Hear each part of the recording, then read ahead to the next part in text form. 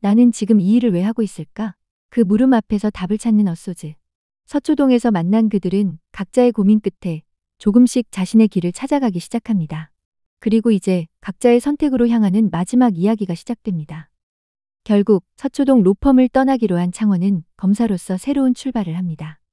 경력검사 임용이 결정되던 날, 그때까지도 엇소즈에게 말하지 못했던 창원은 저녁을 쏘겠다며 모두를 불러 모았습니다. 나 검사 임용됐어. 다음 주부터 출근해. 모두의 눈이 휘둥그레집니다. 예상 못한 선언에 잠깐 정적이 흐르고, 야, 드디어 우리 중에 첫 탈출자가 나왔네. 상기의 농담에 검사복 엄청 잘 어울릴 것 같아요. 희지가 거듭니다.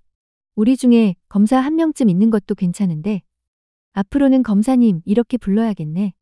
그렇게 모두가 창원의 결정을 진심으로 축하합니다. 창원이 이런 결정을 내리게 된 건 접견 변호사 일, 보이스피싱 사건, 그리고 마지막으로 맡았던 살인미수 사건 때문이었죠. 특히 학교폭력 피해자가 가해자를 공격한 사건은 그에게 터닝포인트가 되었습니다. 최근 사건들을 거치며 변호사 일의 환멸을 느끼고 있던 창원. 네가 변호사 된 거에 무슨 이유가 있어? 공부하다 보니까 그냥 거기까지 간 거지. 아버지의 말씀대로 창원은 자신이 변호사 일을 해야 하는 이유를 찾을 수 없었습니다. 그러던 중 살인미수 사건의 담당 검사가 피고인에게 집행유예를 구형합니다. 살인미수에 집행유예 구형한 거 본 적 없지? 그치. 뭐 살인미수 아니더라도 거의 본 적 없는 것 같은데? 이 사건을 통해 깊은 울림을 받은 창원은 자신이 하고 싶은 일이 무엇인지에 대해 진지하게 고민합니다. 의뢰인이 하고 싶은 말을 법적으로 통역해주는 게 변호사지 다른 거 없어요. 그냥 기술자라고. 창원은 의뢰인에 맞춰 피해자든 가해자든 변호해야 하는 변호사와는 자신의 성향이 맞지 않다는 걸 확실히 느낍니다. 검사라고 항상 그런 건 아니지만 살인미수 사건의 집행유예를 구형했던 검사를 롤모델로 삼아 창원은 소신대로 구형하는 검사가 되기로 다짐합니다. 로펌에서 방황하던 창원은 검찰이라는 새로운 무대에서 조금씩 자신만의 기준을 세워가고 있습니다. 창원은 아직도 매일 고민합니다. 내가 사건을 제대로 보고 있는 걸까? 내 판단이 맞는 걸까? 그럼에도 창원은 자신이 믿고 있는 정의를 실현하기 위해 조금씩 앞으로 나아가는 중입니다. 그리고 창원의 거침없는 행보에 누구보다 자극받은 상기. 실무 실습을 마친 15들의 감사 메시지와 선물에 상기는 가르치는 보람을 느꼈습니다. 15들을 가르치던 상기의 눈이 반짝반짝 빛나던 걸 본 유진은 상기에게 박사과정 모집 자료를 건넸는데요. 나중에 학생들을 가르치고 싶어지면 필요할 테니 박사 공부를 해보라고 권합니다. 심지어 상기의 공부를 지원해줄 생각도 있는 유진. 박사를 따면 교수를 하기 위해 회사를 나갈 수도 있는데 그걸 전제하고도 유진은 상기의 꿈을 지원해주고 싶습니다. 이제 단 2회만 남겨두었는데요. 상기와 유진의 꽁냥꽁냥 모습도 꼭 보고 싶네요. 그렇게 주변의 응원을 받으며 상기는 박사과정에 지원하기로 결심했지만 생각지 못한 벽에 부딪힙니다. 상기는 일하면서 야간과정으로 박사를 따려고 했는데 교수까지 생각하는 거면 전업으로 박사 공부를 해야 한다는 교수님. 상기는 자신이 어울리지 않는 꿈을 꾼 게 아닌가 자책합니다. 하지만 창원의 용기 있는 선택에 상기 역시 용기를 냅니다. 일과 병행할 수 없다는 현실적인 벽 앞에서도 그는 물러서지 않기로 마음먹었죠. 박사 과정에 필요한 조건을 하나하나 체크하고 시간표를 받아 일과 학업을 병행할 수 있는 방법을 고민합니다. 그 과정에서 유진은 든든한 조력자가 되어줍니다. 상기가 박사 과정을 밟는 데 있어서 필요한 시간을 내어주기로 한 것. 그리고 상기는 당당히 대학원 박사 과정 합격 통지를 받습니다. 저 박사 붙었습니다. 상기의 얼굴에는 어린아이 같은 웃음이 번져 있습니다. 유진은 활짝 웃으며 상기를 껴안고 기뻐합니다. 항상 현실에 얽매였던 상기는 처음으로 자신을 위해 꿈을 향한 선택을 했습니다. 한편 문정은 임신을 계기로 자신이 진짜 원하는 삶의 방향을 마주하게 됩니다. 문정은 자신이 소송 일을 좋아한다는 사실을 깨닫습니다. 상대방을 설득하고 치열한 법리 싸움 속에서 논리를 만들어가는 과정. 그게 문정에겐 하고 싶은 일이자 재미이고 성취였습니다. 문정은 현실적으로 육아휴직이 어려운 소규모 법무법인을 떠나 예전에 일했던 사기업 사내 변호사로 다시 근무할까 하는 고민도 했습니다. 하지만 송사가 너무 재밌는 문정. 소송하는 거 너무 재밌어. 하고 싶은 대로 마음대로. 나는 다 맞춰줄 수 있어. 섬세하고 자상한 남편 지석은 아이도 좋지만 문정이 우선입니다.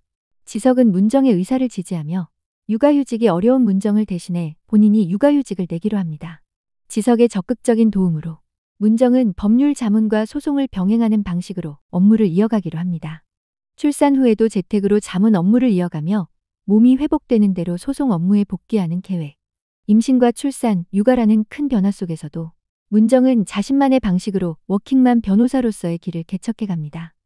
그리고 그 흔한 이직도 없이 9년째 경민의 법무법인에서 근무하고 있는 주영. 그는 명확한 논리와 실력으로 중무장하고 감정은 철저히 배제하며 항상 객관성을 유지해온 변호사였죠. 그런 주영이 달라지기 시작한 건 희지를 다시 만나고부터입니다. 사건에서 사람을 먼저 보고 의뢰인의 감정에 깊이 공감하며 때로는 무모할 정도로 진심을 다하는 희지. 그런 희지를 곁에서 지켜보며 주영 안에 있던 감정의 문이 조금씩 열립니다. 그리고 그 변화는 주영과 경민 사이의 균열을 만들게 됩니다.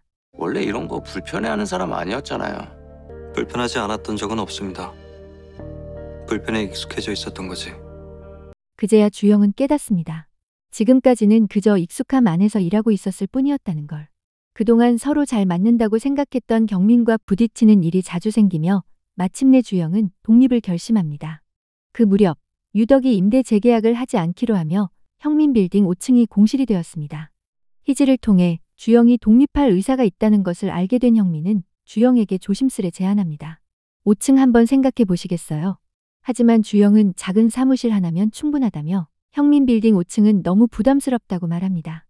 이미 주영의 실력을 잘 알고 있는 형민은 주영에게 투자하기로 결심했다며 파격적인 조건의 임대계약서를 준비해 주영을 설득합니다. 저는 안주영 변호사에게 투자하는 겁니다. 충분히 그럴 가치가 있다고 믿어요. 그렇게 해서 주영은 형민빌딩 5층에서 새로운 시작에 도전하게 됩니다. 주영의 새로운 사무실에는 주영과 사무장 1명이 전부입니다. 하지만 걱정할 건 없습니다. 그동안 맡아온 수많은 사건에서 신뢰를 쌓아온 주영. 그 신뢰가 수임으로 연결되며 독립의 첫발을 성공적으로 내딛게 됩니다. 그리고 어느덧 빠르게 자리를 잡은 주영은 어쏘 변호사가 필요한 시점을 맞습니다. 주영은 자신이 어떤 사람과 함께하고 싶은지 생각해 보는데요. 가장 먼저 떠오른 사람은 바로 희지입니다. 자신과 가장 다르지만 그래서 가장 필요하다고 느낍니다. 주영의 제안에 희지는 잠시 망설였지만 곧 결심한 듯 고개를 끄덕입니다. 그렇게 주영과 희지는 형민빌딩 5층에서 그들의 세 번째 만남을 시작합니다. 서초동에 모였던 5명의 어쏘 변호사들.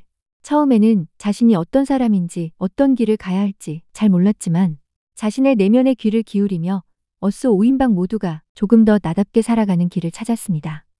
여러분은 어떤 결말을 기대하시나요? 여러분의 결말을 댓글로 남겨주세요. 서초동은 토요일과 일요일 밤 9시 20분에 TVN에서 방송됩니다. 이번 주 마지막 방송도 본방사수 잊지 마시고요. 오늘 영상이 재미있으셨다면 구독과 좋아요도 꼭 부탁드릴게요. 그럼 저는 또 다른 리뷰와 예고 해설로 찾아오겠습니다. 지금까지 드라마신이었습니다. 감사합니다.